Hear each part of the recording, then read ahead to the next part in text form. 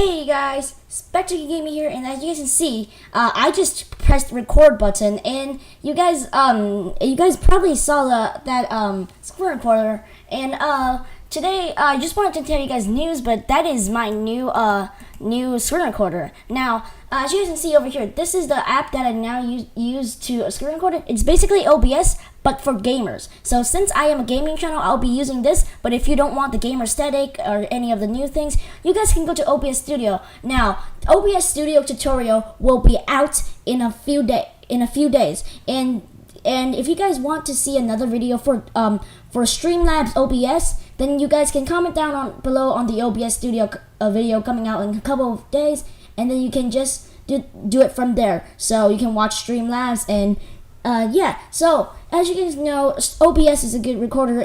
As I said in the last top 5 screen recorders video. And if you go to Chrome, and you can see Streamlabs is a fast and reliable feature-packed stream app. Now it does stream, but it also has recording of liabilities. As you can see, Streamlab OBS, gaming version of OBS. And yeah, I really like this one. It's more fit for me because it's a Streamlabs OBS, a gamer version of OBS, and I am a gamer, if you guys follow me.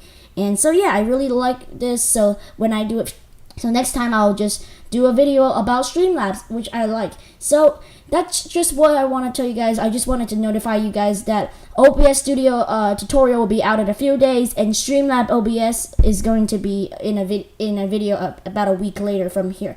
But anyways, guys, thank you so much for watching this video. If you guys did enjoy the news that I bring you today, please smash that like button.